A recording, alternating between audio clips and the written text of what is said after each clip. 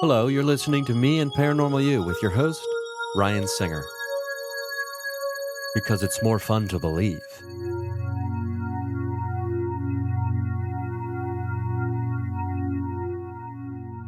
Hello, everyone. Thank you for listening to another experience of Me and Paranormal You. This is your host, Ryan Singer, and what a doozy today. We have returning to the program. I'm not sure how many times. I guess I could have just done a quick Google search and looked, but we've got Samantha Fey, who is author Samantha Fey, co-host of Psychic Teachers, Enlightened Empaths, Reiki Master, contributor to Crystallize, just all around awesome. Samantha Fey back on the program. We're going to talk a lot today about the new book that you have just recently released. It's called The Awake Dreamer: Lucid Dreaming, Astral Travel, and Mastering the Dreamscape. I mean, talk about wheelhouse topic for this podcast. So thanks for coming on. I'm excited to chat today. Thanks for having me back on. I'm so happy to be here and talk about dreams. Yes, I mean it is the. I think there's a big difference for people when it comes to talking about dreams. I think, and there's also a type of person who loves loves hearing about and discussing dreams. There's a segment of the world that's like, oh, please don't tell me about your dream last night, right? Because the visceral nature of the dream is, it's difficult to translate in story, and especially if it's not really. I don't know. I kind of equate it to when someone asks you if you've seen an episode of a television program, you say no, and then they still describe what they wanted to talk about, what they saw on that TV show. And the person who is listening has no reference point, no knowledge of it, no experience seeing it. So they don't really care about what the person is telling them to certain degrees. Now, that is just kind of like, well, let's just call those normal dreams, right?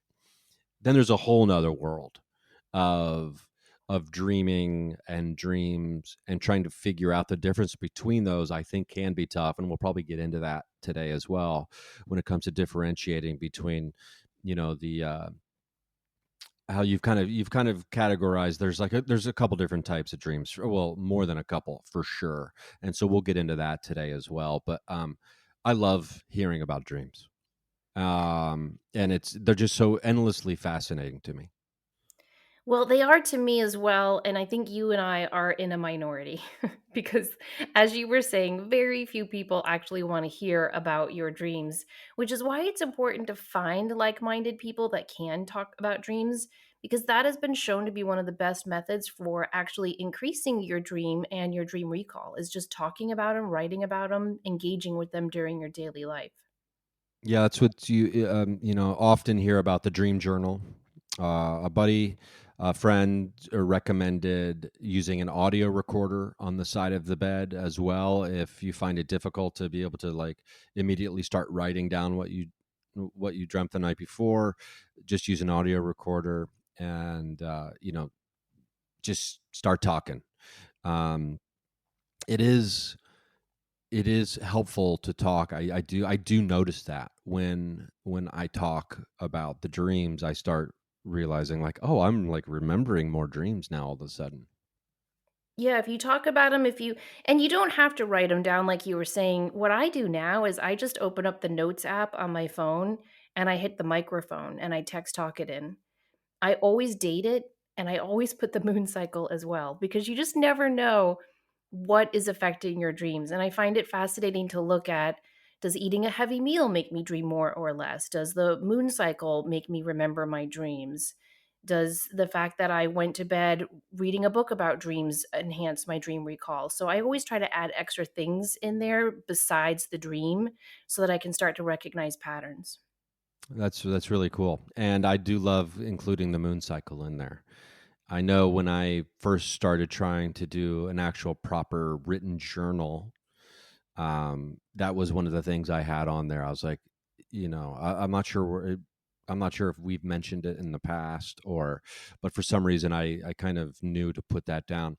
Let's talk real quick about the new book, and then we'll just kind of launch from there. So, tell me about the Awake Dreamer.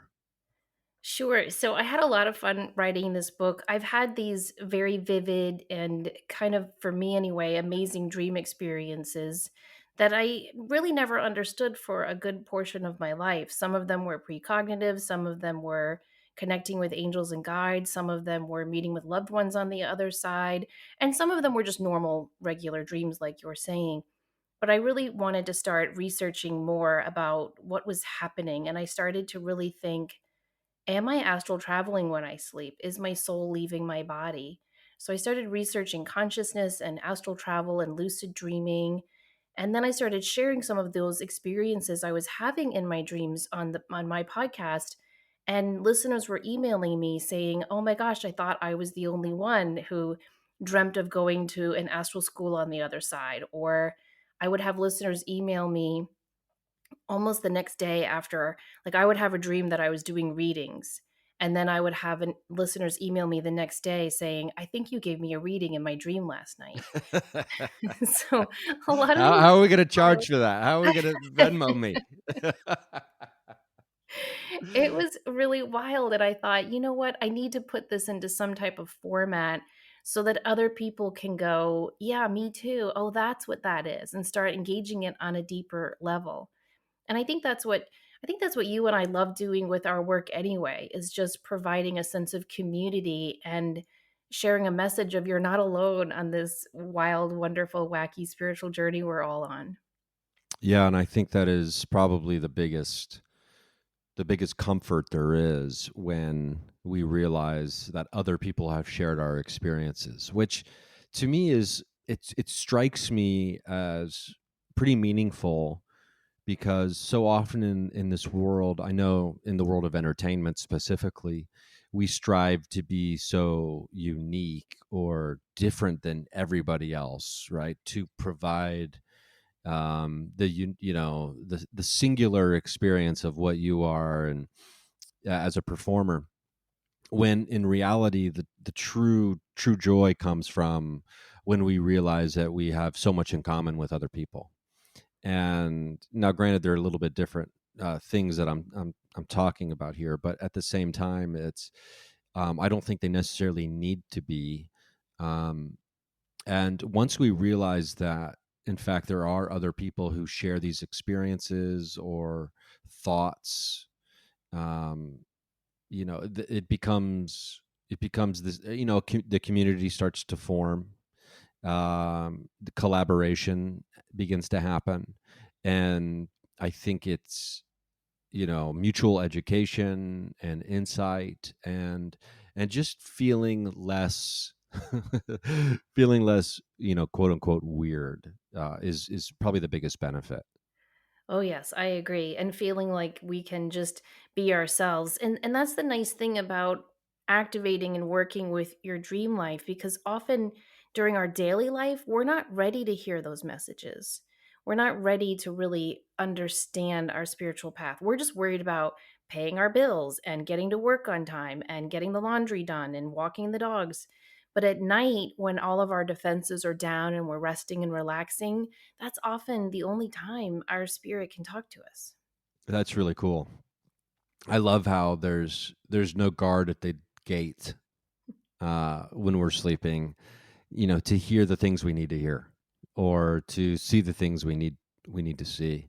That we And when I say need, I think it's probably from a source from within ourselves of, like, we want to, right?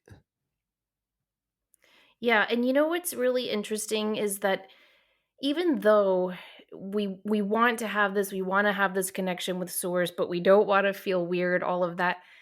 The guardian at the gate that you mentioned, one thing science showed me is that there kind of is a guardian at the gate in a weird way.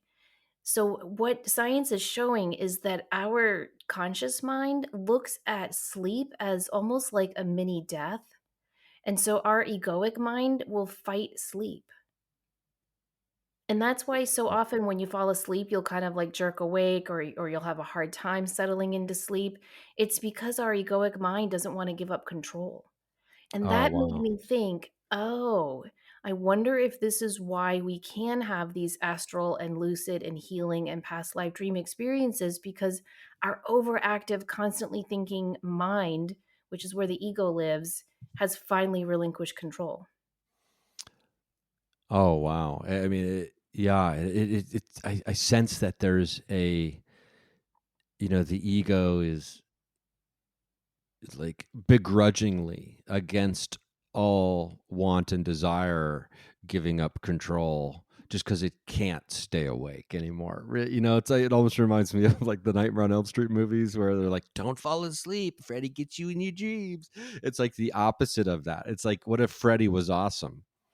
um, and that's really fascinating because there are studies and other things that I've read that talk about the you know how we became mortal or death became real when the ego was born, and without the ego, essentially we are limitless and without death, and the ego kind of really brought that into a sharp focus in our human lives, as like, well, as soon as my physical form is gone, I am dead because I am not me, and then before that had happened, there was no such thing as death in that way. So that is really fascinating. It is, and, it makes you wonder when you read some of these experiences that I talk about in the book. I have a hard time calling them dreams. I tend to call them soul travel experiences because the people who report them, it almost sounds like near death experiences. They'll say things like, "I really don't have words for it," or "The colors were so vibrant," or "It felt realer than the reality I'm living." And sometimes intense emotions of love and peace and everything's gonna be okay accompanies these soul travel experiences. And it does make you wonder if maybe that's another aspect of our immortality. Who knows? Who knows what we could achieve if we were able to not overcome the ego, because I do think we need a healthy little bit of our ego to get things done throughout our day. But if we could befriend our ego a little bit better. Yeah, if we have more of a collaborative experience Yeah, with the exactly. ego. Yeah, I mean, because the ego does, I do need to, obey traffic laws and be aware of my physical space when I'm doing things like that at high speeds and on all kinds of other things. But that is interesting. What I didn't realize, I mean, I guess we've kind of known each other for years. Yeah. I've been on Psychic Teachers, you've been on this program, and getting into this book, there's like the some of the backstory, I guess, of your journey and the profound impact that dreams have had on you. I guess was something that I wasn't. I guess we'd never really. It just goes to show just how much there is to talk about with you on all of these wonderful things. So I want to kind of get into the journey that you experienced through dreams, because to me that is one of the most fascinating elements when you have an experience that keeps occurring and it profoundly shapes the future of what you do with your life, because that's essentially what happened here. Yeah, it really is. So basically, in a nutshell, in 2005 is when I started meditating. And in those meditations, I would often see a very good friend of mine who had passed away named George.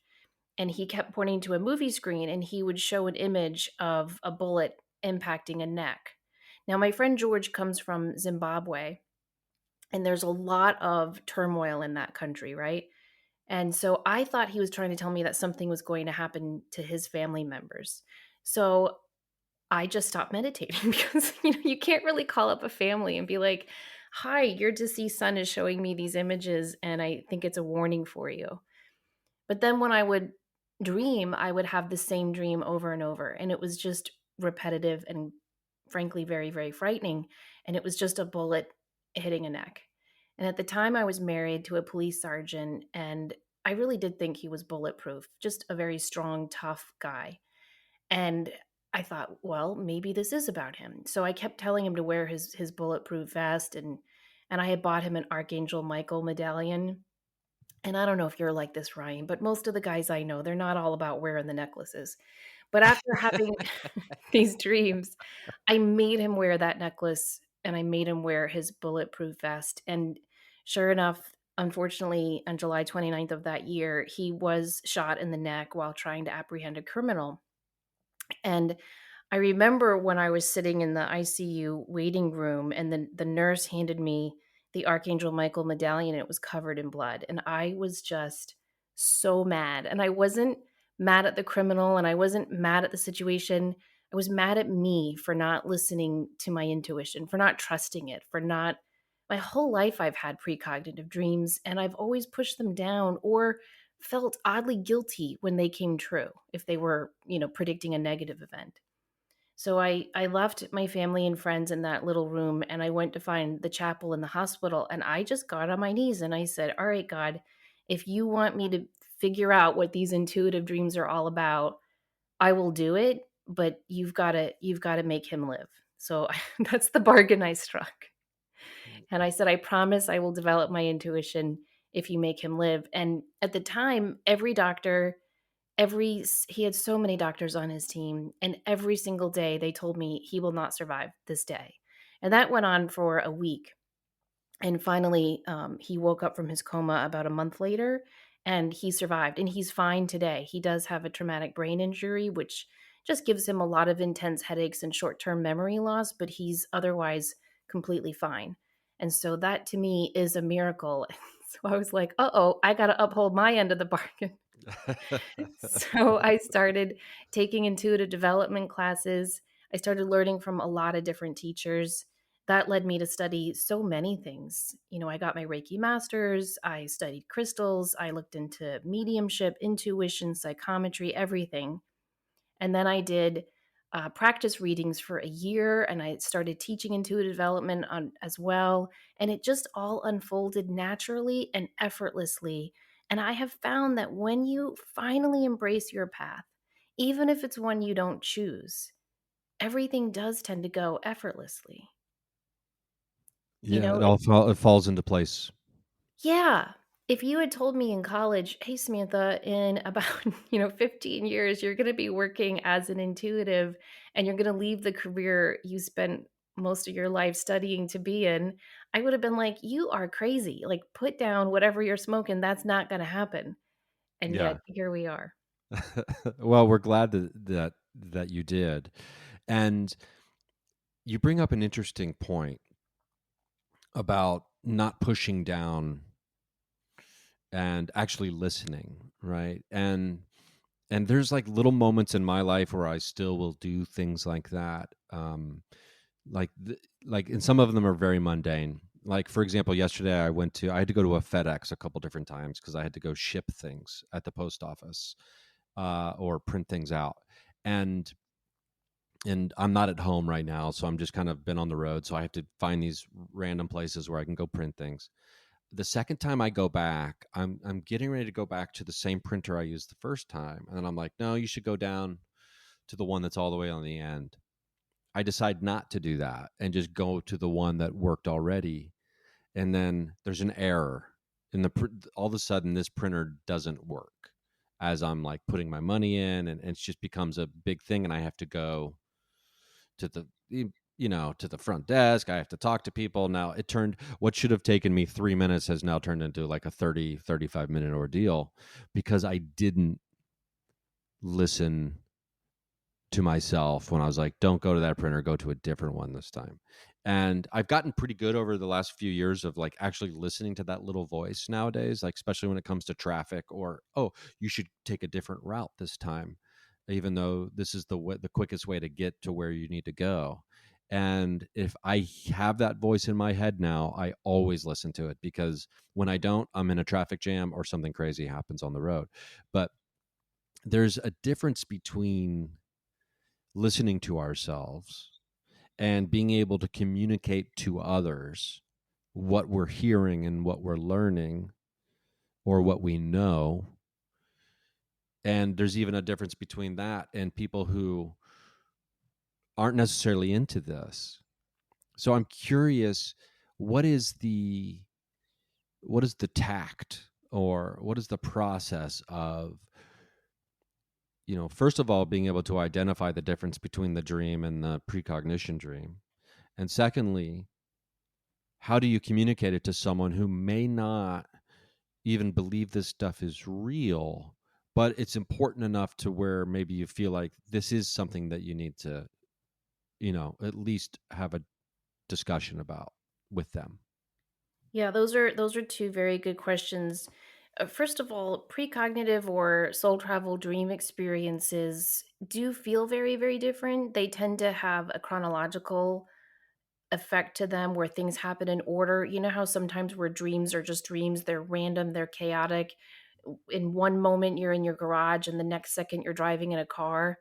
When you have these intuitive dream experiences, it's not like that. It's as though you are alive and awake in a different reality. And when you wake up, you remember them very, very clearly. They feel more like memories than dreams.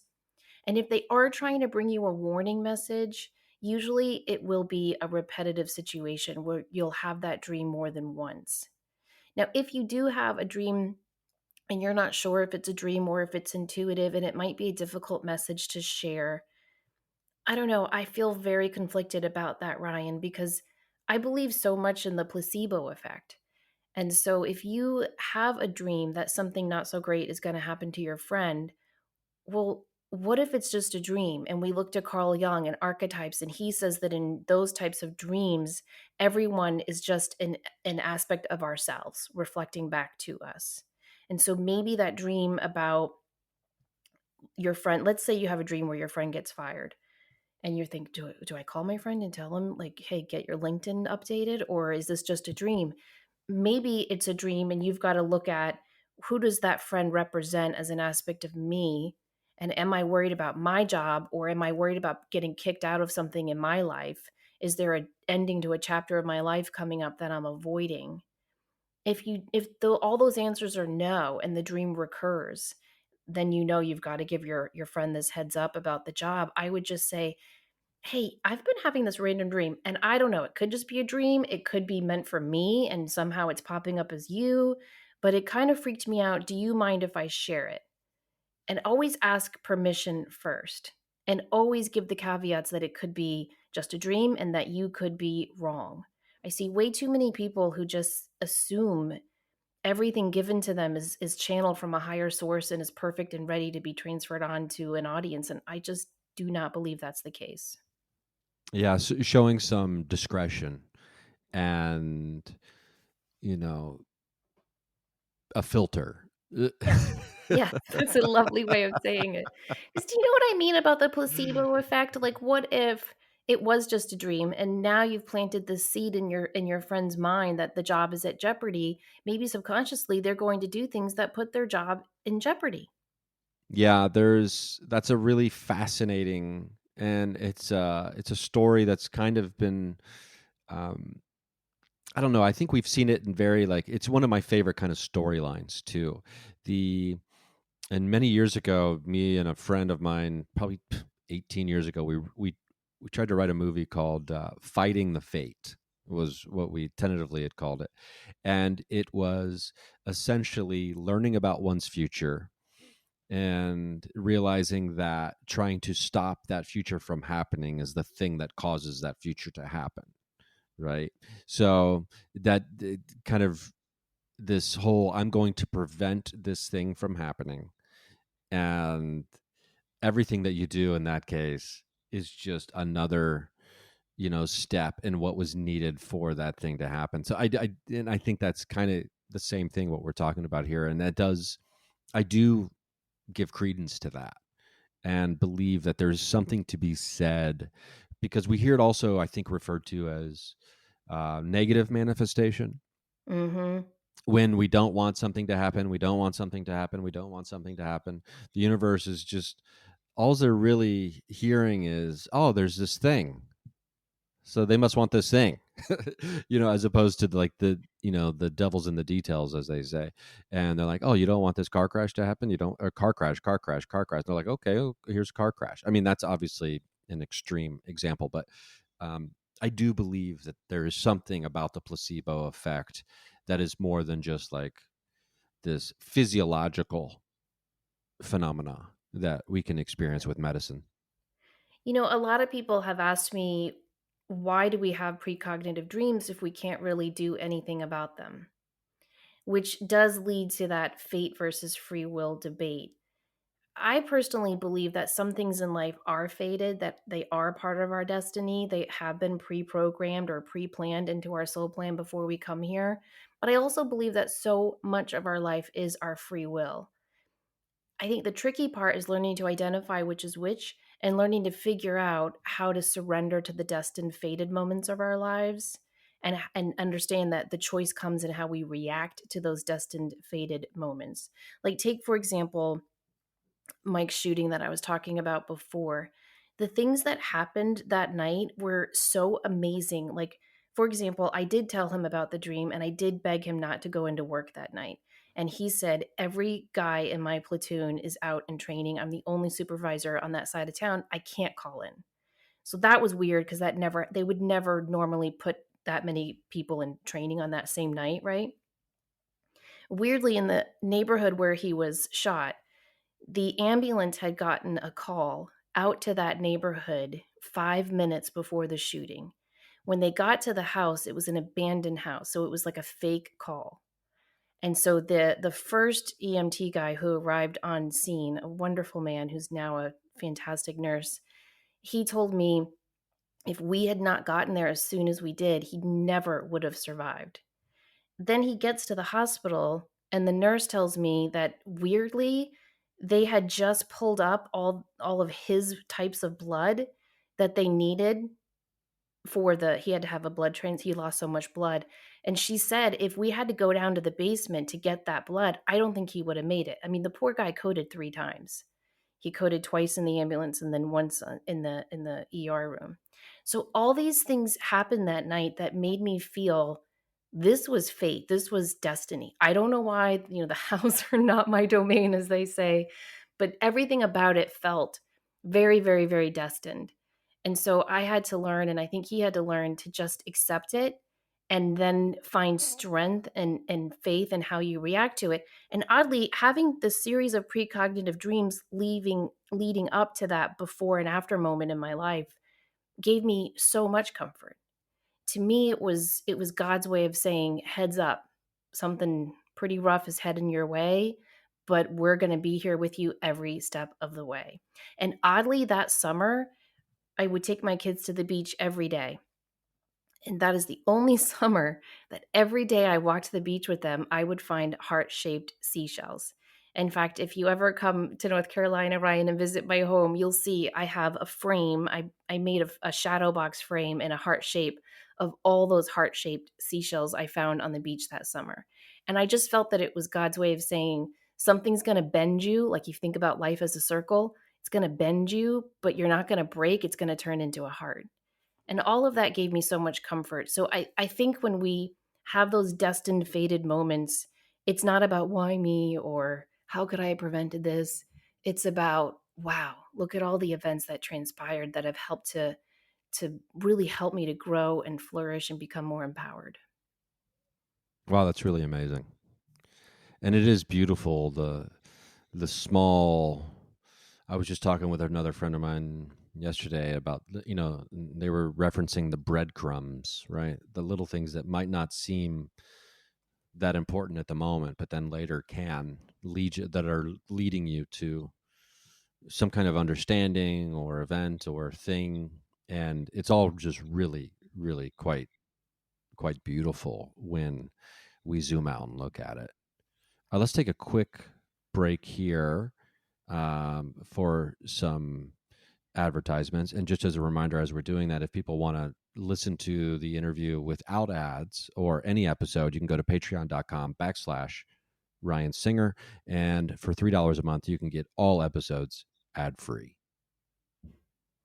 Okay, and we're back. So when I want to just follow up on the destiny versus free will and fate versus free will thing we were discussing just now. And is it fair to say that the way you're looking at it, because you say you believe that, both are in fact happening simultaneously, would it be a good characterization to say that destiny is the frame of the house and free will is, the different types of walls, the different type of flooring, the different type of paints, the different type of furniture, and all the things that like you're decorating that house with?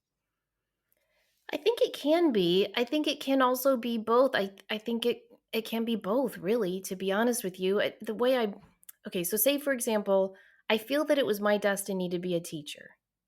I resisted that for a long time, but when I found myself majoring in English and history, it was like, well, what else can you do? So I became a teacher.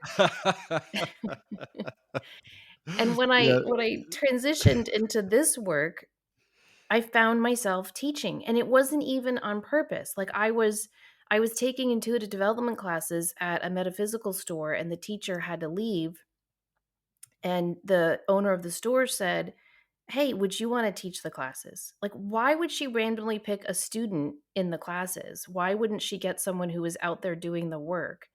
And I was like, "Okay, I'll give it a try." And then I realized I really love doing that. And so I feel like whenever we are in those moments of destiny, maybe it is the furniture and the dressing that goes in, I'm not sure, but I feel like there's an overall destiny, like, I was here to teach, and however I do that, whether it's in a traditional classroom or if it's online or if it's through a book, I'm going to teach. So that the fate is the teaching, the free will is how I do the teaching, right? Like, take you, Ryan, we could put you in a classroom teaching, you're still gonna be funny, you're still gonna make everyone laugh, so you're still fulfilling your fated destiny of bringing joy and humor to and enlightenment to people. Do you know what I mean? So there's have you seen Sliding Doors with Gwyneth Paltrow? Oh my gosh, yeah, I think about that movie way too often. Me too. I love that movie, and I love the way even though she made different choices, she ended up at the same space, the same place. And I think that's how it is for all of us. One thing my guides are always telling me is you have time. I always feel like I'm on some time schedule, like there's some hourglass running out of time, and it's like, "Oh, I gotta figure this out. I gotta get this done. I gotta get," and they always tell me, "You have time. If you don't figure it out in this lifetime, there's another one coming up right behind it." You know? God, that's like so. I mean, that's like something I should probably just get that tattooed on like the inside of my eyelids. I mean, I mean, whenever I'm having dinner with like my mom and stepdad, they'll have to say to me at least 4 or 5 times, "Hey, slow down." You can, just from so many years of working in a restaurant and, being on the road traveling, most of my meals are, I eat them in motion. So I hardly ever am sitting down to have a meal throughout the last 20 years. So I always feel like I'm running out of time. And that's actually very refreshing to hear, like, oh yeah, I can just do it. I can just get it done next time. Yeah, and yet I think there has to be this back and forth dance because maybe you're like me and we just feel very impassioned and like there's a lot of stuff for us to do. Like this morning I took my dogs out in the backyard. And I was like, "Okay, it's a beautiful morning." It did not feel like a sauna, which is unusual for where I live. And I thought, "All right, Samantha, take a minute to just enjoy this beautiful morning." And I took about 5 minutes, Ryan, and I was like, "All right, that's it. I gotta get back to work." 'Cause it's feeling like We've got a hard 5-minute cap on that's right. enjoying bliss and joy and beauty And here. being present, and then it was Yeah. like back And the to back ego's to like, "Hey, it's me. Let's get some things done today." Yeah, I mean, I'm looking out at the sky right now, and it is a perfect blue with no clouds, and the green leaves are juxtaposed beautifully against the blue sky when I can see through this tree that's in my dad's front yard, and they have just the slightest hint of getting ready to take their long slumber and start turning a little bit for the coming fall. And it's the most beautiful time in the Midwest right now. And but okay, but we got to get back to the interview. Yeah, So that was a yeah. 30-second bliss moment, right? The I'm curious about, when it comes to writing this book, obviously this is something that was in the works for you for a while. It was in your mind for a while. Was there a moment where you're like, get it done, write it down, stop thinking about it? Well, I didn't really have that choice because by the time the editor said yes to this book idea, they gave me 12 weeks to write it. Others imposed deadlines are very They're the helpful, are they not? best. It helps me so much. So I rented this really drab, awful, ugly office on purpose with like no my view from that window is an aluminum storage shed. And I just parked myself in there 4 hours a day or 4 hours a night and wrote every day or researched, and it was so much fun. I actually really liked it. Yeah, I I mean, that didn't actually check out does on that sound stage. really fun. You had your own little, like, spiritual bunker. Yeah, I had a little cave. I had to light my candle, I have my crystals all around me, and I would just zone in and get it done. So that really, really worked. And it's wonderful too because I stumbled across books I wouldn't have stumbled across if, they would just kind of appear. It was weird. They call them library book angels. So I would find the right book at the right time to help back up what I was thinking and wanting to communicate. So I always like to ground because, this is pretty esoteric out there stuff. Even though dreams, everyone talks about it. You talk about communicating with your deceased grandmother, and people go, "Whoa, hold on now." So I really wanted to ground all of that in some good research. Not too much heavy research, but enough that people could read it and go, "Oh, she's not just saying this. This has actually been explored and studied throughout the centuries." I mean, there's a one of my favorite sections in the book is on lucid dreaming, and I found a letter that St. Augustine had exchanged between him and his friend. I believe he pronounces his name Gennadius, and he was a physician, and the two of them were discussing, is there really life after death? Now, Ryan, aren't you a cradle Catholic like me?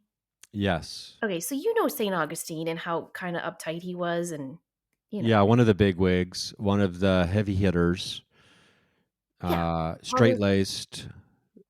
Yeah. Totally, all his rules, and so just the thought I just stumbled across this and was like, "Whoa, St. Augustine had doubts?" So his friend Gennadius wrote to him and said, like, "We've been having all these discussions about life after death." He said that he woke up one night and realized that he was awake but dreaming, and there's a beautiful young man in his room that he thought was an angel, even though he didn't have wings. And the angel said to Gennadius, "You've been worried and confused and wondering about life after death." Obviously, I'm paraphrasing the ancient Latin, just an FYI. But he said, "You've been confused and wondering about life after death." He said, "What are you doing right now?" And so Gennadius looks at his sleeping body, laying down in the bed as he's standing next to it, and he says, "Well, I'm sleeping." And he said, "Then with what eyes are you looking at me? And with what mouth are you communicating with me?" And Gennadius said, I don't know. And the angel said, "This is your soul, and the soul lives on and is eternal." And that was written in the 7th century. Isn't that just Yeah, amazing? it is amazing, and it so much of this tracks with so many other things that science in modern science, is trying to understand and trying to measure consciousness outside of the body, how the human body weighs just a little bit less after death, which, I'm not going to say definitively proves the existence of a soul as much, I mean, it could be oxygen leaving the body, all kinds of things, but we are we are getting closer and closer, I truly believe, to understanding that physical form death is not death, as we have always perceived it to be. That doesn't mean that we're not going to miss these people, or that people will not miss the physical form of ourselves here in the material realm, because obviously that is the case that we will and we shall. There's lots of people that I do not want their physical form to leave at this point, even though I truly believe that they are not quote unquote dead, right? Right. So, and I don't want to leave quite yet. I want my physical form to stay here because it is, even amidst all the the pain and the heartache and the struggle and the suffering, there is real fun to be had, and there really is enjoyment, and there's so much to explore and to be kind of awed by, in tandem with the darkness or the suffering or the pain that we feel, which accentuates the good stuff. Now, there's all kinds of dreams. I mean, we've kind of touched on precognition, lucid dreamings, but there's other types of dreams as well. And I mean, you get into something uh you know about dream. There's so much to cover in dreams, but like, for example, like, what are announcing dreams? Announcing dreams are really amazing, and I love studying these. This is when a soul will announce to his or her future parents that they're coming to the family. And if there isn't anything more life affirming than that, I don't know what's out there. And so a lot of people will have these experiences. They'll dream of a little child saying, like, I'm coming to see you soon, mommy.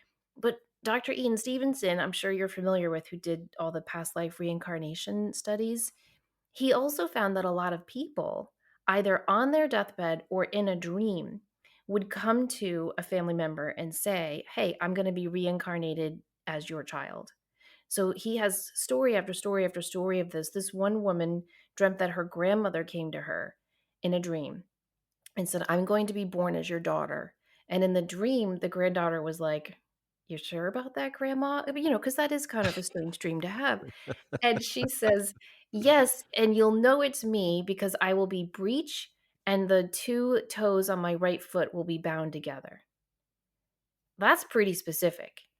And Dr. Stevenson always corroborated all of his stuff with, photos and documentation. And when he did his birthmark study, he accompanied it with autopsy reports. I mean, he really backed all this up. And so, sure enough, the woman gets pregnant and delivers a little girl who's born breech, and her big toe and the toe next to it on her right foot were bound together. Yeah, that's just amazing. And I remember the first time I heard about like the birthmark study too. Theorized, for those who aren't familiar, that the birthmark is actually, um, it's like a scar of a way that you have died in a past life, and which is interesting, very interesting to think about. I mean, because I have a birthmark on my side, which would seem to indicate I was stabbed in the ribs, or something, or like in that area, or something happened on my side. I've always just imagined I was stabbed or something. Um, I have never done any regression work on that specifically, but now, do you have a birthmark? I do not have a birthmark. I have a sun mark. Have you ever heard of that, where it comes out when you get a tan? Oh yeah, yeah. Yeah, and I've always wondered, does that mean it's a past life I'm kind of over and kind of not? I don't That know. is, yeah, it is. I mean, I just, there's so much to wrap one's brain around when it comes to all of this stuff, and you know, whether it's Stevenson's work, I start thinking of like Dr. Brian Weiss, Many Lives, Many Masters, and like the regression therapy work that he would do with people going into past lives. And it seems like there's probably, and I know that you can do this in dreams as well. You can tap into past lives somehow. I mean, can you explain that a little bit to me? Because I mean, there's obviously they have to feel different, or they have to seem different, or something, right? When to be Right. able to differentiate between these. Yeah, usually when you have these past life dreams, again, they will feel like memories. And typically, the past life dream will correspond to something that is going on in your life right now. So, for example, I had a client who was dating a married man, and she had a past life dream where she was in a brothel above a saloon. and he would come into town periodically to visit her, and kept promising to take her away from there and obviously never did. And she realized with that past life dream that she was just repeating the same pattern with this man who was never going to commit to her, never going to choose her. And having that realization, and again, you could say, well, that's just her subconscious trying to make sense of this relationship, and she feels like a sex worker because he's, just coming to see her for that and is staying with his wife. You could say all of that, and maybe you're right.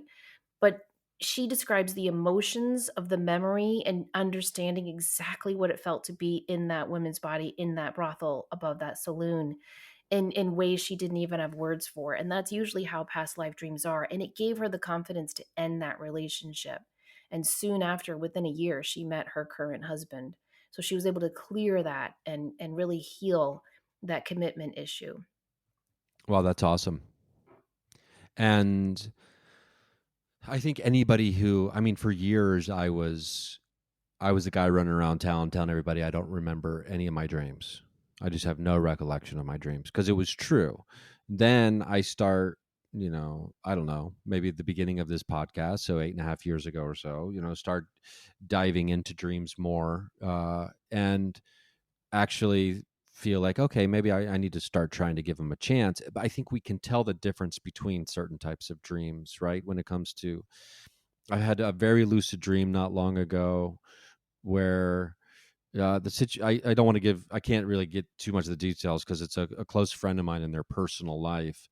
And then that later that night or later that day after I woke up, my friend calls me and tells me this like really wild, unexpected information about something that's happening all of the sudden in his life. And that deals exactly with what my strange dream was about. Wow. And it was the dream I had right before I woke up. It's the last thing I remember right before I woke up. And so then I recently had a dream with this, and I've never dreamt about this friend, right? Like, but he's not in my dreams a lot ever. And it just happened again a couple days ago, while this friend is actually out doing something related to that first thing. And so I'm like, this is a different dream. Like I think we feel it in our body a different way. I'm curious if there's ways for us to not shrug off these sensations about the profoundness or the difference in a dream or the importance or whatever as from just a regular dream. If there's ways for us to stop kind of just dismissing it, if there's tips to keep in mind or something Yeah. we can do. Yes. Well, first of all, I want to say it's okay if you do shrug them off as just dreams. I have these almost monthly dreams where I'm just sitting around a very boring traditional conference table with my guides.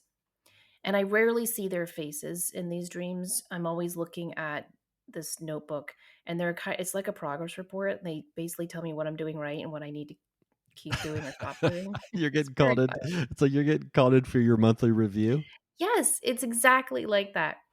And so during COVID, the first lockdown, I was really stressed out. I was trying to help my kids with online schooling and all that stuff. We all were feeling it.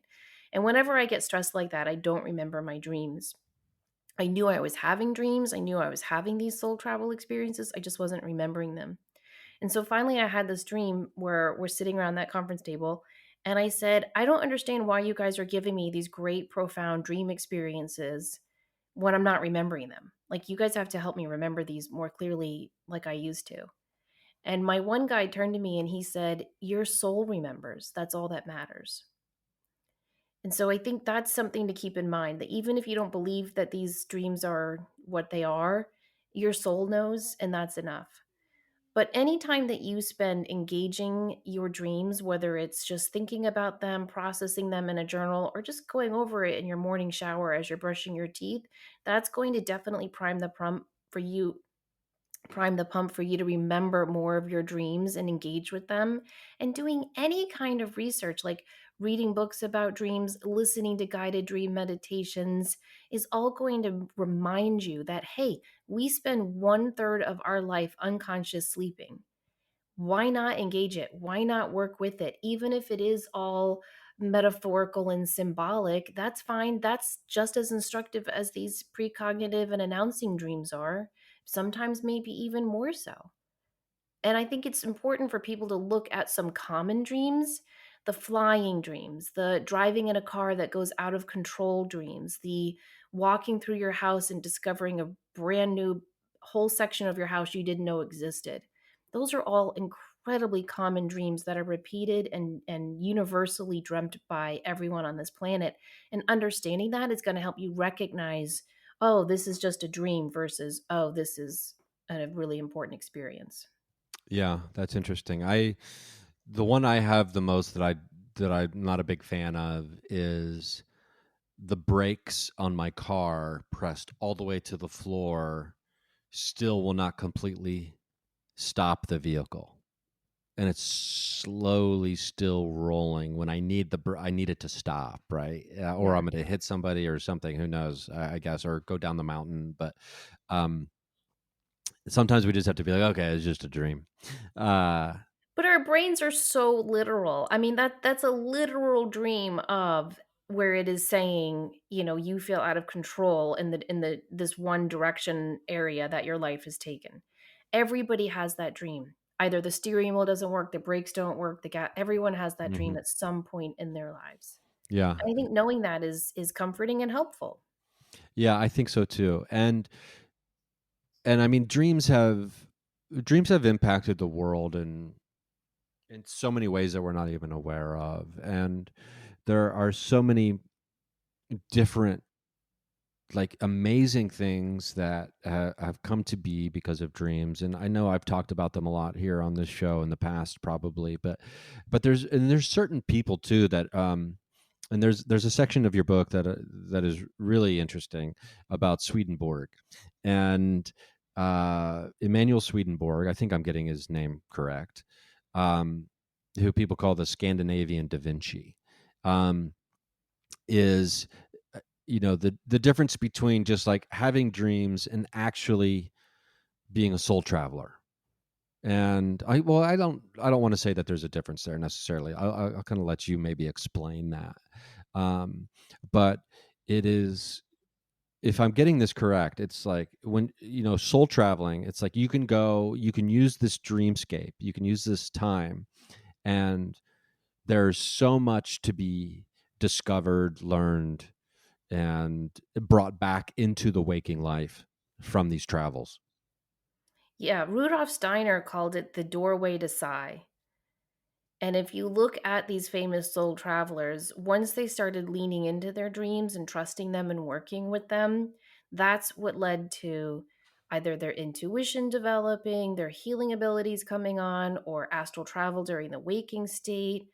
So, Swedenborg is a really fascinating example because he worked as an engineer. He was 50 when he had started having his mystical dreams, and he kept having these recurring dreams that he was visiting, the other side.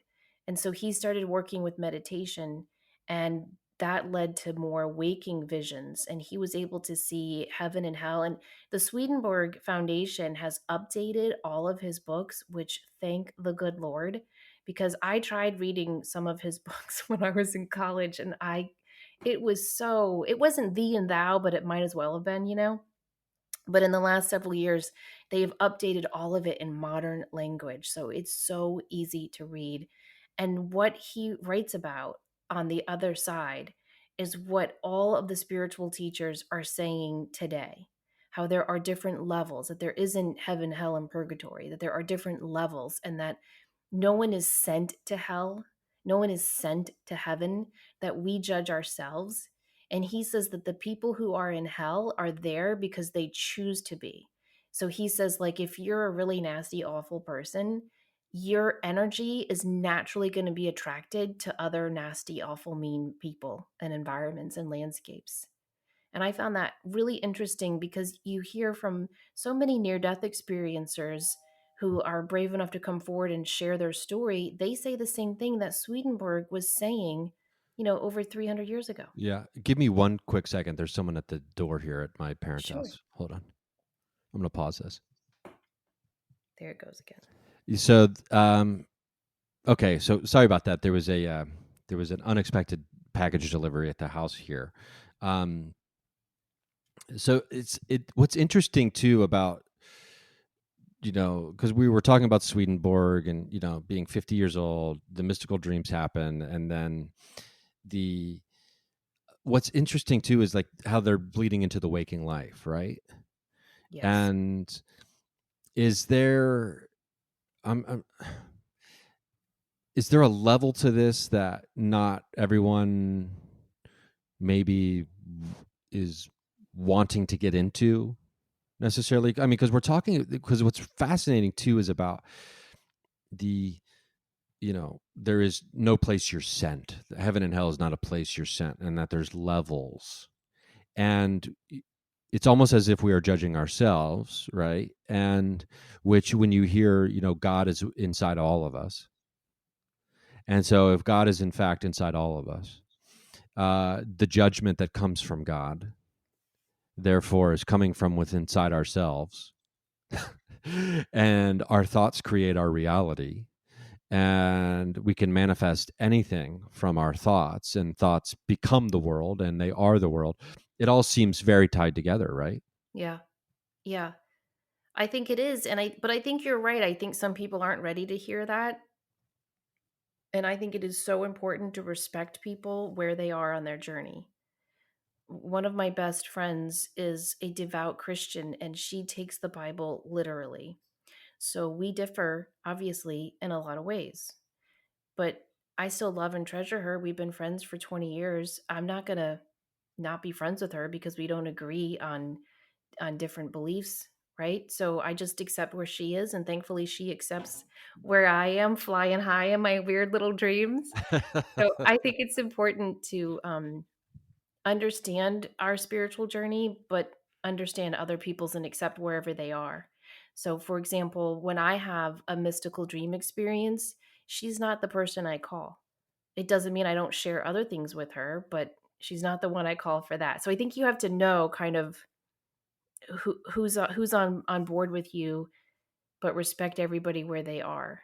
Is that what you were asking kind of? Yeah, it's know your audience. And I think, you hear this a lot when it comes to intuitives or psychics who have a message about a person. And how, what's the boundary there? Some, going up and telling someone something that they didn't ask to hear, is a dicey situation oftentimes. And no, I think maybe the way to think about it is, even if we really want someone to hear something, maybe, considering everything we've been talking about here today, we can assume that that message will come to them in a dream. And maybe that'll plant the seed there. And I really like what one of your guides said to you about, well, your soul heard it, and that's all that matters. That's really, that has resonance for me, and I do like that. It did for me too, because we have to remember our soul is awake all the time, right? Like our body needs to rest, our mind needs to rest, but our soul never needs to rest because we're connected to the other side, to the creator, to creation energy through that silver cord. So it never needs sleep. So I believe that the soul is always awake. And so we're learning during the day while we're going about our earthly business. But I think at night we're also learning by going to different dimensions on the other side. And whether or not that bleeds through to our daily consciousness really isn't our business because our soul knows, our higher self remembers. And that's what matters.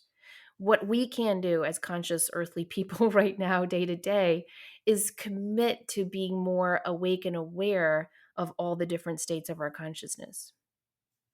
Yeah, that's really cool.